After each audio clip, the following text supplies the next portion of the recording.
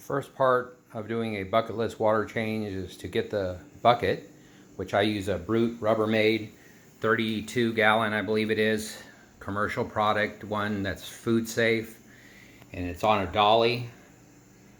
I have a dolly down there that you buy separately for it. And then I use my old Coral Life RO unit, which I've had for many years. I just replaced the cartridges on it. As of right now, I've got brand new cartridges en route in mail. It's still reading 0 on the TDS meter, but just in case. And then I hook it up to my sink and I make my water. That's the first part of it. The next thing I do is I mix up salt water, and I use a aerator. I don't use a circulation pump. I actually use a old-fashioned pump right there that you use in the old days in your aquariums. And I use a rock to hold it down to the bottom. And I have a heater in there. And I heat it up to tank temperature, make sure the salinity is okay, and I let it mix for 2 days.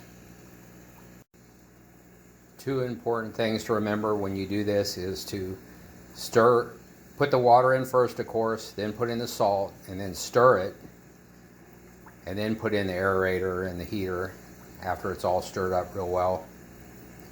And also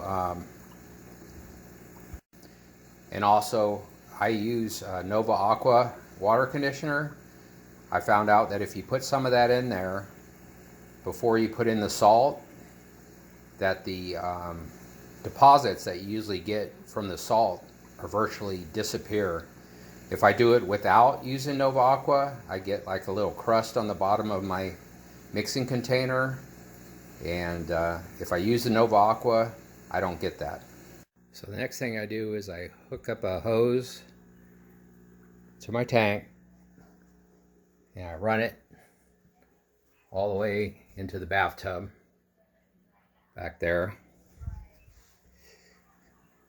and that's how I siphon out the water. Now, I got little measurements here, kind of hard to see, there they are, measurements on the side of the tank that let me know how many buckets of water are being taken out of the tank. And the other thing that helps make it easy to siphon the tank is to have one of these little bulb devices that you get on some of the siphons, and then you just squeeze it once, and then the water will start coming out here in a moment. There it is. And voila, you can start siphoning out your tank. So after you've siphoned the water out of the tank, the next thing you want to do is come over, turn off the power, unplug the pump and the heater.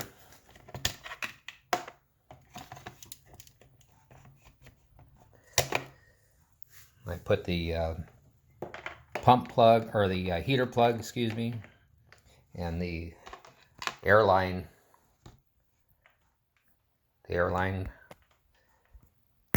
hose here on the back of the bucket. And I push the bucket over close to the tank. And then the next phase is going to be pumping water out of the bucket into the tank. And you got to use some type of pump. I like to use this Mag 3, Danner Mag 3 pump here. And you need a little attachment for the top that screws on, and then this part hooks up to the hose. You just screw that on, or you could, I leave it screwed on, I just took it off so that you can see. And then I have a Python hook attached to a line, and then you just take the line, place it on the pump, and then I go and get the power strip that I was using, Plug it in with the power off. Come over here, grab the hook, and you just hang the hook on your tank. Grab the pump.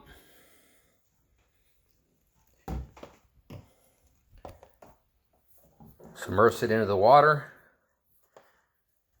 down to the bottom.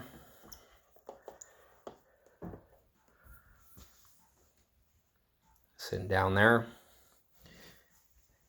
And you just turn on the water, or the pump, excuse me. The water starts jetting out with this Python hook here. The two important things that you need to remember is after the tank is filled, you need to break the siphon in order for it not to back flush into the bucket. So as soon as I turn off the power, I come over and I pull the Python hook out so it doesn't start draining the water back into the bucket.